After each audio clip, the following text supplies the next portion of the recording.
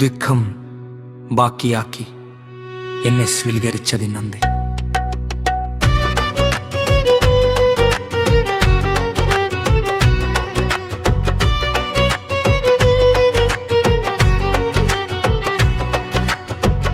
ഈ ഹൃദയം എങ്ങനെയാണ് എന്നെ അന്തിമ തിരഞ്ഞെടുപ്പാക്കി മാറ്റുന്ന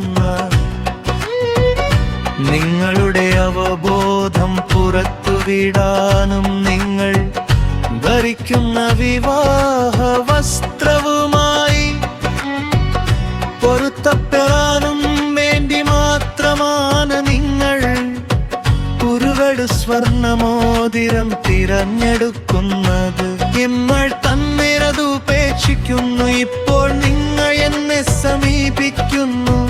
അതാണ് നിങ്ങളുടെ കരിക്കുലം വീത. ഈ ബന്ധത്തെ നിങ്ങളുടെ രക്ഷപ്പെടലും ദുരിതവുമായി ഞാൻ കണക്കാക്കുന്നു.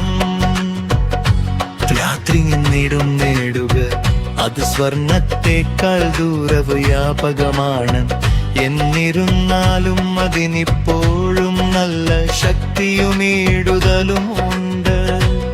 എന്നാൽ എന്റെ ഹൃദയത്തിന്റെ സഹിഷ്ണുത അത്ര ശക്തമല്ല.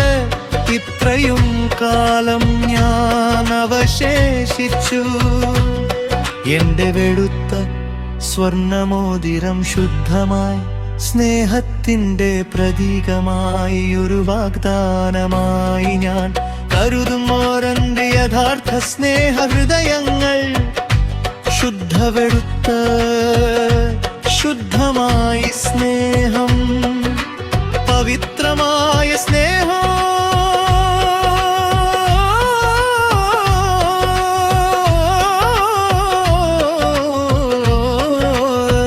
ലാളിതിക്കത്തിലാണു കഴിമണം വരെ വിശ്വസ്തത, നിത്യ സ്നേഹമെന്നിവ വാഗ്ദാനം ചെയ്യുന്നു.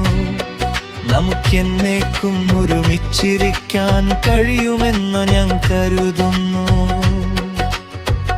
വെള്ളമോതിരം ആവശ്യപ്പെടുന്ന സ്നേഹത്തിന്റെ ഒരു പ്രതീകമാണ് കാറ്റ് വീശുന്നു. സന്തോഷത്തിന്റെ ആർദ്രതയിൽ ഒരു സൗമ്യവും ബന്ധനരഹിതവുമായ ശ്വാസം കൊണ്ട് ഹൃദയത്തെ പ്രകാശിപ്പിക്കാൻ വേണ്ടി മാത്രം ഒടുവിൽ അത് പോകുന്നു. അത് ബാഹ്യമല്ല,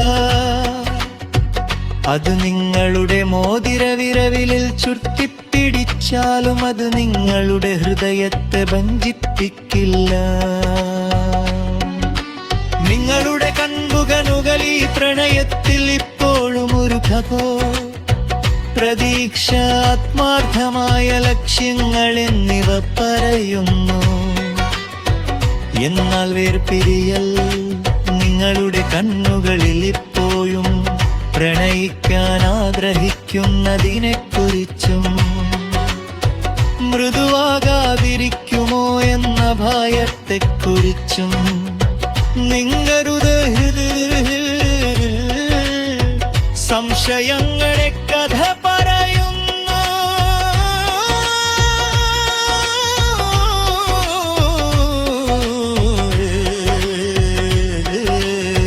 ഹൃദയത്തിന്റെ യാഥാർത്ഥ്യത്തെക്കുറിച്ചും ജീവിതത്തെക്കുറിച്ചും സംശയങ്ങൾ